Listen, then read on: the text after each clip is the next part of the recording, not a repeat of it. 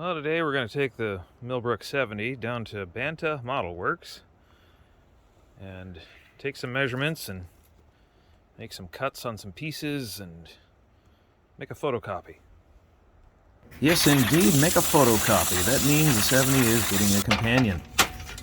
Had to take a bunch of measurements. That means I had to clean the engine off and then measure out new pieces.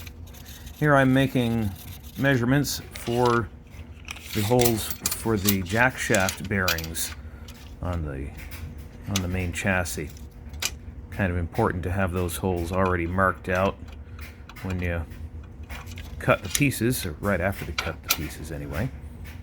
And using a square there to make sure the lines are straight.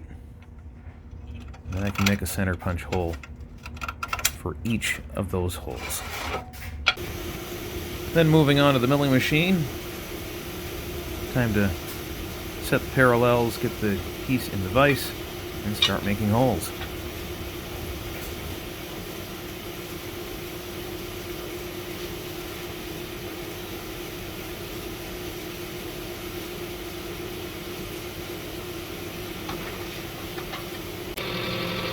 Now I always start with a center drill. Center drill makes sure the drill goes right where you want it, because drills don't always go where you want them. They tend to wander a little bit. And now time to remove burrs. Because when you're drilling holes, sometimes, actually most of the time, there's a burr.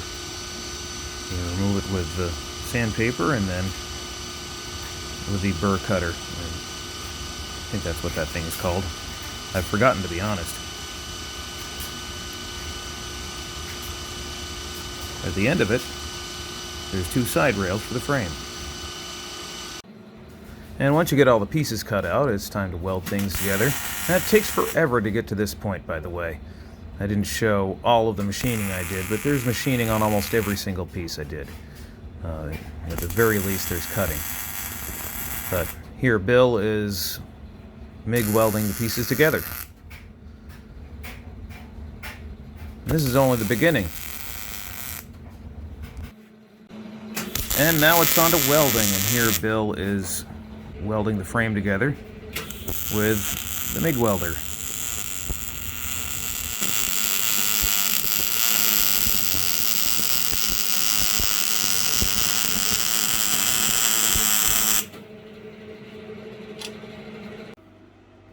And now on to the bolster plates. These plates mount to the frame, and we were going to just drill a hole and have a bolt through them, and then we decided, you know what, it would be better if we drilled a slot.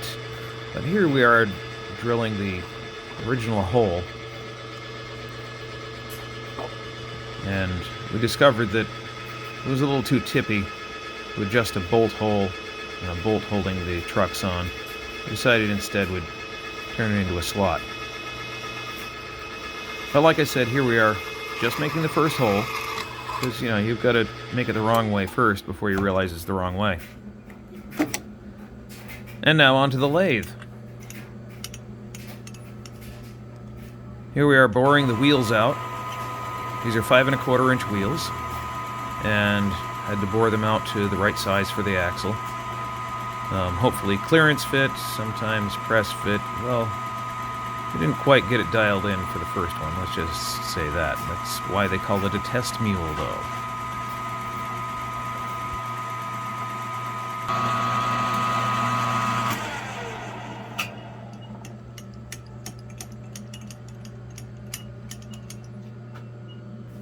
And oh look, the hole is bigger.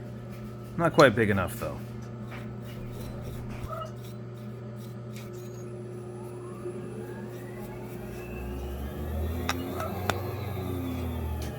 Gotta make another pass at this. Maybe more than one born pass.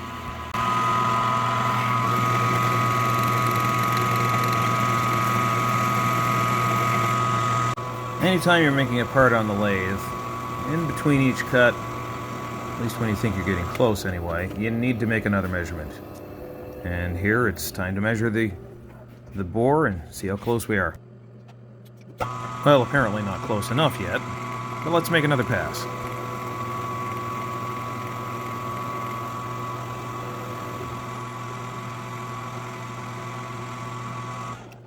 Every locomotive needs coupler pockets, and every car does too. Here I'm cutting up what was going to be a car frame, because I needed coupler pockets, and this tube was perfect for it. This is actually the same tube I use for coupler pockets on cars and engines.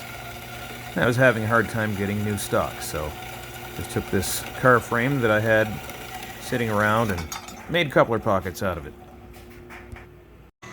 Back to the lathe, it's time to turn down the jack shaft, and that is the shaft that has the gear reduction on it. Give you a couple different angles of that. Turning it down to the right dimension so we can fit the sprockets on it.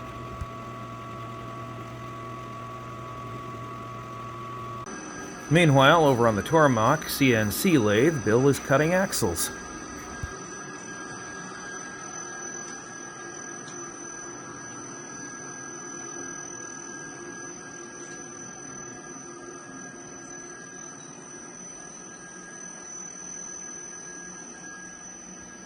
And here's a finished axle with a couple of finished wheels on it.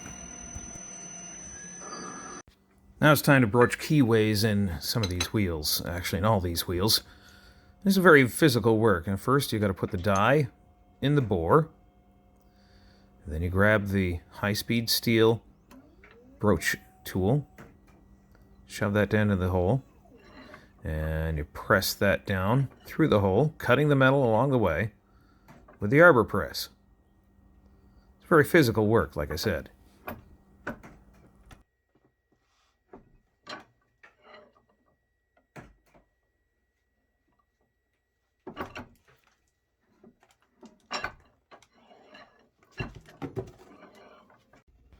And that's one more for the stack of finished wheels. Now these are re-gaugeable wheel sets, so we need to make washers so we can make 7.5 inch gauge wheel sets.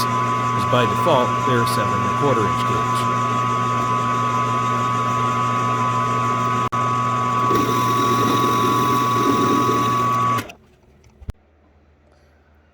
So the ES-2-500 has re-gaugeable axles.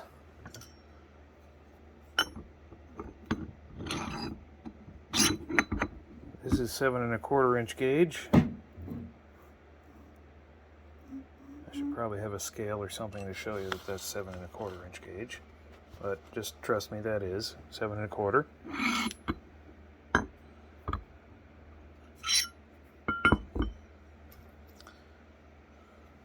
And now we put this washer on and this washer on. They're custom-made washers. Put this wheel on. And then we put this wheel on. And now it's 7.5 inch gauge.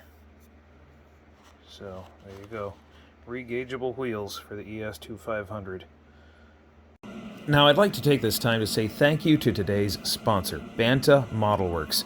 Go to their website, bantamodelworks.com. All sorts of great precision laser cut kits and a whole bunch more stuff.